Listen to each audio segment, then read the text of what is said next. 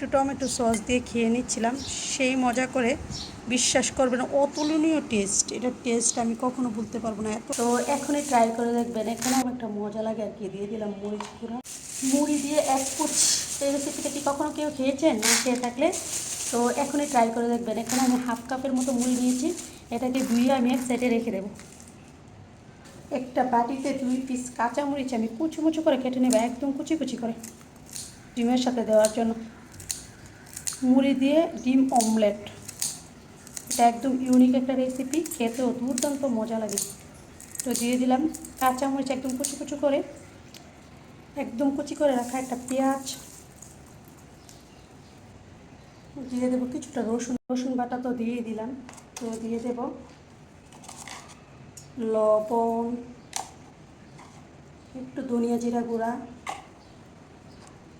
একটু হলুদ গুঁড়া। এগুলো মানে একটু মশলার কম্বিনেশনটা ভালো হলে অন্যরকম একটা মজা লাগে আর কি। দিয়ে দিলাম মরিচ গুঁড়া। তো দিয়ে দিলাম গরম মশলা পাউডার, সামান্য পরিমাণ টেস্টিং সল্ট স্বাদটাকে ব্যালেন্স করার জন্য। দিয়ে দিলাম কিছুটা চিনি স্বাদটাকে ব্যালেন্স করার জন্য। এভাবে একবার ডিম অমলেট করে খেয়ে দেখবেন, এর স্বাদ কখনো বলতে পারবেন না, এতটা মজা লাগে। এই তো সবগুলোকে একভাবে এভাবে চটকে চটকে মাখিয়ে নিয়েছি। এখন দিয়ে দেবো একটা ডিম, ডিমটাকে ফেটিয়ে নিই। 2টা ডিম দেবো না, কারণ আমি একা যেহেতু খাবো, তো এত বেশি ডিম দিয়ে খাওয়া হবে না। তো ডিমটার সাথে মশলাটাকে একদম, মশলার সাথে ডিমটাকে মাখিয়ে চুকিয়ে, তো এখন দিয়ে দেবো মুড়িটা। মুড়িটা একদম নেতিয়ে গেছে, হাফ কাপ মুড়ি একদম অল্প হয়ে গেছে। তো মুড়িটা দিয়ে দিলাম, দিয়ে মুড়িটার সাথে ভালোভাবে একদম মাখিয়ে নেব সুন্দরভাবে। এই তো দেখুন, আমি ব্রেকফাস্টে খাবো, মানে আমার একদম ভরপুর একটা নাস্তা হয়ে যাবে, পেটও ভরবে, সাথে ডিমের পুষ্টিও পাবো। ডিম অমলেট হলে আর একদম ইউনিক রেসিপিটা, মুড়ি দিয়ে ডিম অমলেট, আর এভাবে ফ্রাই করলে আপনার পেটও ভরে যাবে, সাথে সাথে গ্যাস্ট্রিকের কোনো সমস্যা হবে না, যেহেতু মুড়িটার সাথে দিয়েছি আর ডিমের পুষ্টিগুণ তো রয়েই গেছে। তো তেলটা গরম হয়ে গেলে আমি এটাকে দিয়ে দেবো। তো আমার ডিমটা দিয়ে দিলাম, এখন ছড়িয়ে দেবো ডিমটাকে। ডিমটাকে একদম চারপাশে ছড়িয়ে দেবো। আর এটাতে একটু অন্য চাট মশলা দিলেও ভালো লাগবে, যেহেতু গরম মশলাটা দিয়েছি, আর চাট মশলার কোনো একান্তই প্রয়োজন নেই।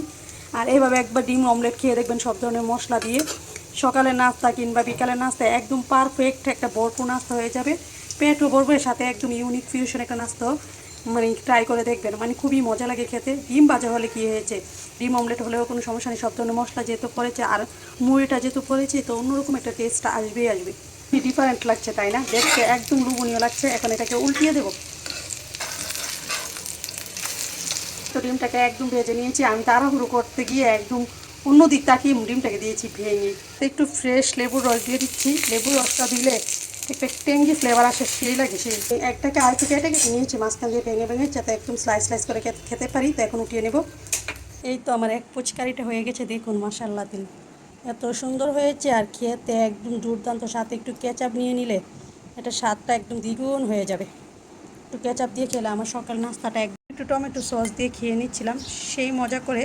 বিশ্বাস করবেন, অতুলনীয় টেস্ট। এটার টেস্ট আমি কখনো ভুলতে পারবো না, এতটা মজা। আপনারা একবার ট্রাই করে দেখবেন, খুবই মজা লাগে। আমি মিথ্যে বলছি না, আপনারা ট্রাই করলে বুঝতে পারবেন। তো আল্লাহ হাফেজ, আসসালামু আলাইকুম।